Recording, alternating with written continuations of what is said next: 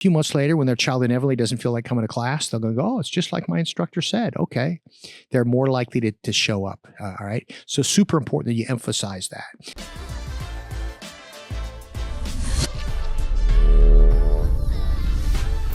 Welcome to the Satori Lifestyle Satori Masters Podcast, the ultimate resource for ambitious, hardworking school owners that want to get their business and their life to the next level. My name is Dave Kovar. I'm a lifetime martial artist, business owner, speaker, and author. My goal is to empower listeners with the knowledge and the tools they need to break through barriers and really get their business and their life to the next level. Thanks for watching and enjoy. Welcome to the Satori Lifestyle Satori Masters Podcast. I'm your host, Dave Kovar, and I'm doing a solo show today. There's an important topic I want to talk that's timely for this time of year, and I figured it would be worthy of just kind of going through, and I'm going to call it, or the name is, the 8 R's to a successful back-to-school season. And if you're a professional martial arts instructor, you know that the best time of year for us from a business standpoint is generally the fall, and there's a whole bunch of reasons for that. But so that's kind of the premise. So I think it's really important. The way I kind of look at this is that, like, man, if you can, first off, during the summer, you can maintain your active count through the summer. And we've talked about things to do to keep your active count as high as possible. And you can start the school year off kind of where you ended the summer as far as active count, then you have a chance to just blow up over the course of the year. That's where you really see the growth. But so however your summer is gone, fall is upon us. And what's important to understand is that you have to be ahead of the curve. Like, how many times in my career have I gone, oh, here it is, September. I should probably be thinking about back to school. Well, guess what? You missed the boat on a lot of stuff. So we're getting way ahead of this time. So what I'm going to do is I'm going to go through 8 different steps or 8 different areas with which I think it's worthy of reviewing with your team and with yourself to make sure that you're on top of this. And if you can do this, what's going to happen is you can really benefit from this time of year. All right. So the very first R is refresh. What do I mean by that? Well, what I'm referring to is the importance of making sure you look at your school with fresh eyes. And so often, we kind of don't notice some of the stuff. I don't know about you, man. I go to our headquarters school where I'm at. I don't even notice a pile of stuff that starts ending up in the front of the dojo, because my eyes kind of get they get blind to it over time. So what's super important is you look at your school with fresh eyes, right? And what do you need to refresh? Do you have a bunch of old Wave Masters that are getting beat up that you can sell for, wholesale, what you paid wholesale, and get some new ones in there, right? Is there a wall that's pretty dinged up that you can repaint? Does your retail need to be freshened up? So that would be the first thing to look at, is to really make it a point to refresh your school. And people notice. It's kind of like, when someone comes in, maybe they've been flaky over the summer and they come back in, they see some new stuff. It tells them that you care about the business, right? A couple other things when it comes to refresh is that, how many times have I been late to ordering retail goods, right? And I realize, oh man, I'm going to have a bunch of new members. I need to get some uniforms, only to find out that they're out of stock. So I would also make sure that you get all your retail all set and ready to go for the fall, so you can really be ahead of that. Okay, so that's the first R. Second R is refocus. And what am I talking about? I'm talking about you and or your team. And so what I would remind everybody about is that we're we are programmed since kindergarten to take the summers off in some capacity, right? You get out of kindergarten, you have the summer off. You go back to first grade, you get the summer off. And so even as adults, we tend to kind of maybe look at June, July, and August differently. Maybe our training habits change. Maybe our exercise habits change. Maybe our sleep habits change. Maybe we're not working as much. Who knows? But the bottom line is that when it comes to refocus, the intention is for you to make sure that you remember that you double down on being prepared for the job, right? And the same goes for your team, is to make sure that, I have a phrase, wherever you are, be there. Make sure that when you're at the school, you're there. And by the way, I think that's equally important in the summertime, because the worst thing you can do is be at the school, classes are light. You kind of wish you had the night off because classes are light and the sun is out and the swimming pool is calling, but you're there anyway, but you're not really there, right? So if you're going to be at the dojo, man, be all in at the dojo. Hopefully you got some time off this summer to enjoy, but if you're going to be there, be there. And this becomes especially important to refocus come back to school season, because that's really going to set you up for success. When you are all in and when you are committed, great stuff happens. The third R is to retrain. And what I'm referring to there is the systems with which you've spent your career developing. I'm assuming that you have a particular process with which if someone comes in and inquires about lessons, you have a process that you take them through, right? How you give a tour, what you say, what questions you ask. And if you don't, you ought to, right? And how if somebody, now I know most of our leads don't come on the phone anymore, but there's a good chance that you're doing a follow-up phone call. And so making sure that you and your team are following the scripts correctly, right? You know how to do a first lesson. You know how to do a progress check with the students. All the things, all the systems you have in place, if you don't watch it, they'll slip away. I call it works so good, I quit doing it, right? So take a look at your basic systems and review them. Chances are really good that they're going to deviate. There's a concept called zero basing. And what zero basing means is you kind of like you review all the basic steps. I'm not a pilot. My understanding is if you're a pilot, you open up the little, you pull out your clipboard and you review these 12 different things before you take off, right? And they're basic stuff, but inevitably there's a reason for that, right? To do that. Well, it's kind of the same thing for us. All the basic systems you want in place, this is the time to make sure that you're super clear on those. So that one is to retrain. The next one is to remotivate. And what I'm referring to here is your student body. This is what's interesting is inevitably you have people that took the summer off or they've been really flaky this summer. And let's say somebody, because we've all had these people that said, oh, I'm putting my program on hold, but don't worry, I'll be back at the end of the summer. And I used to believe that. I'd go, okay, because these people really intended to come back. But what happens is summer's over. And guess what? Let me get back into the routine of the fall. I'll get there pretty soon. And next thing you know, there's new habits that are developed, right? And so what we have to do, the sooner we can get somebody back in, we can get them back on track. So my experience has been, if I can take someone that's been maybe gone for a month or so during the summer, if I can get them back one time, then I can help get them back into the routine. And so the whole idea with the remotivate is double down on all the people that have been flaky this summer, all the people that put their program on hold, and be uber proactive about setting up and rescheduling a time for them to come back so you can get them back on track. All right. Because if you can do this, this is going to make an incredibly big difference in your fall. The next one is re-educate. What the heck am I talking about with re-education? This is really important, is that, if you're a professional martial arts instructor, you realize the benefits martial arts has on people. Let's talk about kids for a moment. You think about virtually any challenge a child is facing, martial arts has an answer for. Do they lack discipline? We can help. Do they lack focus? We can help. Do they lack self-control? We can help. Are they not in very good shape? We can help. Do they need some athletic enhancement? We can help. Are they getting bullied? We can help. The list goes on and on and on. All right. And so what we have to do is we have to lead with that. We want to make sure when people first enroll with us, most of the time it's just an activity for them. They're going to try out, martial arts. They might, if this doesn't work out, they might do gymnastics or dance or something else. Well, it's our job to show them that this is a lifestyle, not an activity. And that's where the education comes into play, like really explaining to people what this is about. And one of the things, and I've talked about this on other podcasts, but I think it's super important that you really emphasize is teaching, especially parents of junior students. By the way, finish my thought. We have a lot for adults too, by the way, right? So we got to re-educate parents or adults on the benefits of martial arts training too. Okay, so back to where I was. So one of the things that we've been really pushing is trying to get parents to understand the difference between the grit muscle and the quit muscle. And what am I talking about? So I just did literally last week, I did a white belt orientation on Zoom, and we had 25 parents from various locations who just recently enrolled their child in our program online for this. And this is my chance to get to know them, to talk a little bit about the program. And what I share with them is what I want to share with you now. By the way, right now, these parents are all pumped. Their kids are having a great time. And hopefully, that's true with your new members too. But guess what? It's okay to let parents know they're not always going to want to come to class, right? And so what I kind of explained to them is that, hey, mom and dad, do you want your children to develop perseverance? And usually the answer is yes. Okay. And well, the only way they develop perseverance is by doing something they don't want to do, right? Wanting to quit, not quitting. That's how you develop perseverance. And I share that with you, mom and dad, because there's going to come a time when your child doesn't want to go to class or wants to quit. And this is your opportunity to then help them develop perseverance. What you don't want your child to do is to develop the quit muscle. What is the quit muscle? Well, that's that muscle that, things get hard, so I just quit.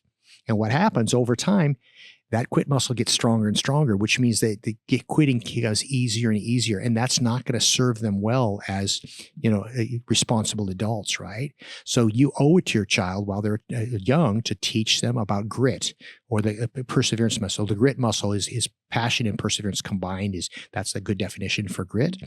And so and by the way, if you wait until they want to quit and you have this conversation, you're too late. The key thing is it's important to have this discussion when they're still motivated. Now, a few months later, when their child inevitably doesn't feel like coming to class, they'll go, oh, it's just like my instructor said. Okay.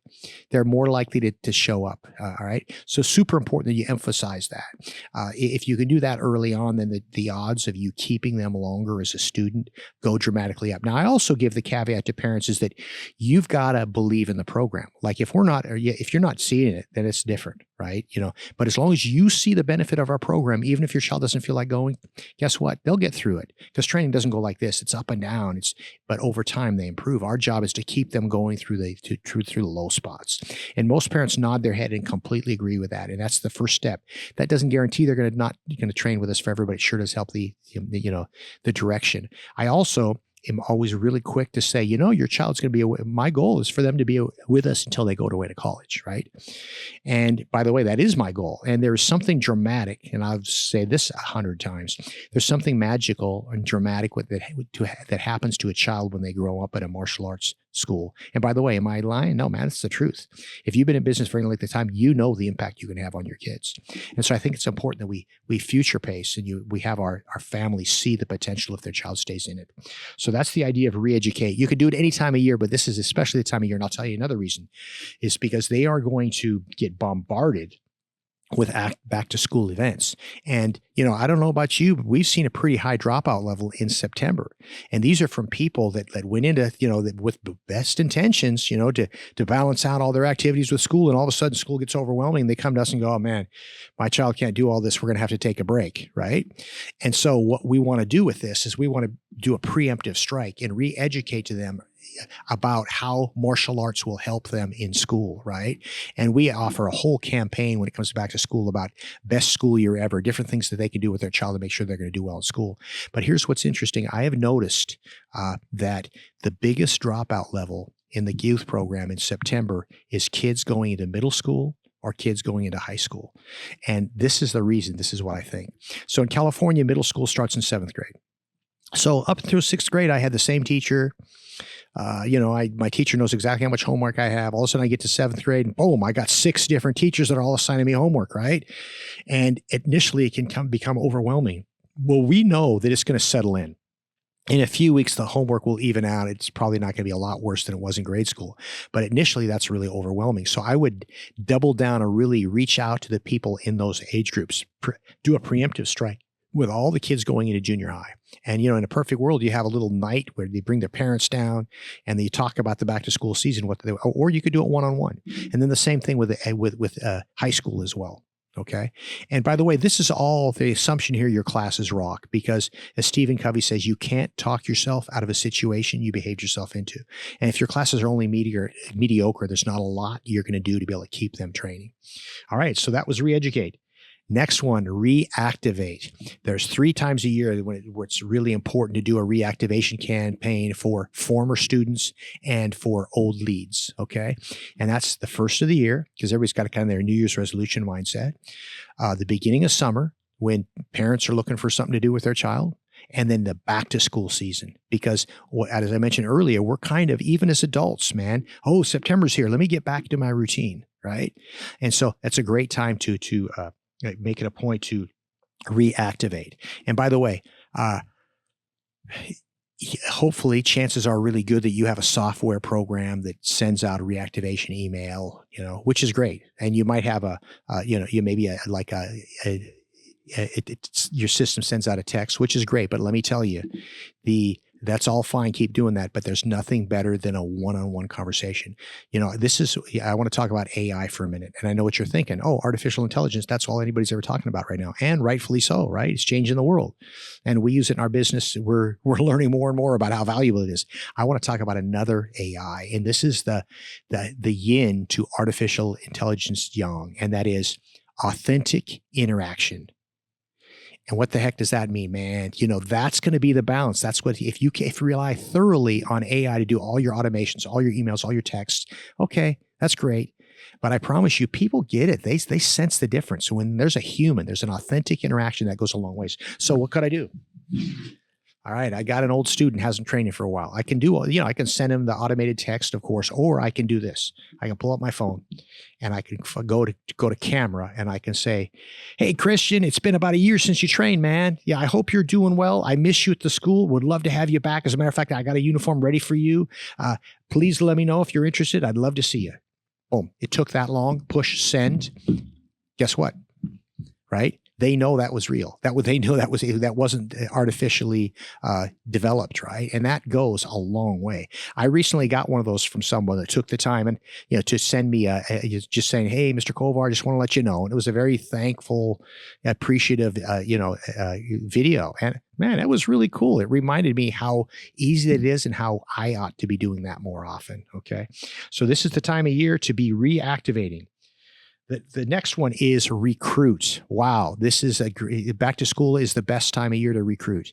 And you know this, if you keep stats and if you look at past years, chances are really good you'll see a lot more leads coming this time of year because once again, people are trying to get back into the routine. This year, I want my child to do X, Y, Z. Well, we want to be on that list. Okay. So this is when you want to make hay and really be pushing every avenue that you possibly can, starting with, of course, old leads and like we talked about and old students to recruit them. And then I'll tell you, I'm a big fan of referable events. This is why it's so important to have buddy days, birthday parties, belt promotions, all the things where you can get your students to refer a friend to your school.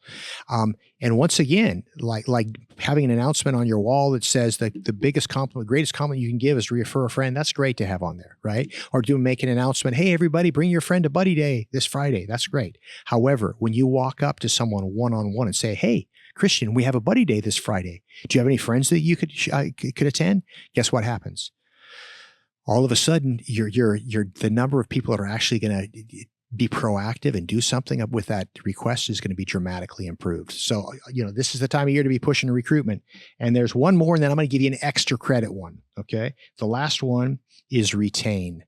I'll tell you, being able to retain members, and I've been coaching other schools for a long time. And when I talk to someone on the phone that maybe wants thinking about our services, I'll ask them some questions and inevitably they'll say, just tell me how to get new members. I know how to keep members. Just tell me how to get new members. And then we dig a little deeper and we find out what their statistics are. First off, most people don't even know what their quit rate is. Okay. And basically your quit rate is, sometimes it's called churn, right? We call it quit rate. And that is if you have a quit rate of 3%, and that's our goal in our schools, that means for out of your 100 members, you're going to lose 3 in a month. Now, the reality is as a company, we have never hit 3%. We've had individual locations that have done it. And I think as a company, we did it like 1 month, but we usually keep it often under 4. But the deal is that it makes such a big difference. And so retaining members, I want to give you 3 points to really focus on new members. If you can remember, do these 3 things with new members, there's a good chance you're going to keep your members longer. First off, point number 1 is get them in the habit of coming to class. What do I mean by that? Someone's just starting your program. Guess what? They're supposed to come Monday and Wednesday at 5 o'clock. They're already doing something else at Monday and Wednesday at 5 o'clock. Now, it might just be watching TV or making dinner or who knows, playing a video game, but they're doing something else. And we have to break that old habit and establish coming to martial arts class as a new habit. And that's not easy to do. As a matter of fact, I would guess that a lot of people that quit before they really get involved were people that didn't establish the habit. So what does that mean? Find a way. You're not enrolling. If you're enrolling 100 people a month, it might be hard to do. You're probably enrolling, who knows how many you're enrolling, but it's very common to see schools enrolling anywhere from 8 to 15 members a month. Okay. That's very manageable. Okay. So that means, that's if you let's just say you're enrolling 10 members a month, that's if any of those 10 people don't show up, if they're supposed to be there on Monday, call them as soon as you can and say, hey, you missed Monday. Any chance you can come Tuesday to make it up? I promise you that's going to make a big difference in helping them establish the habit. That's rule number 1. Rule number 2 is I call it create a white belt moment. What is that? When they fall in love with martial arts. Now, who knows what it's going to be, right? But what it takes is an instructor who is teaching age-appropriate, skill-appropriate material that's there to notice, make comments, and catch people doing things right, and to really kind of, really point out, good performance, right?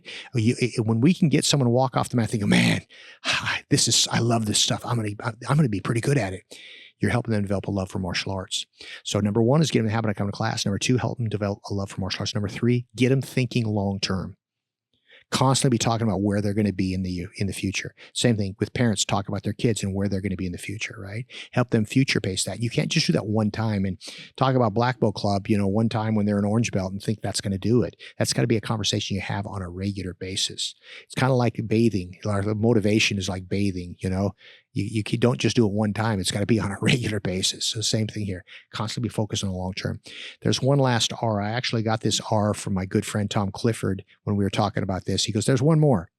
And I go, what's that? There's probably could be more than one more. But his comment, I really liked it, was reputation, right?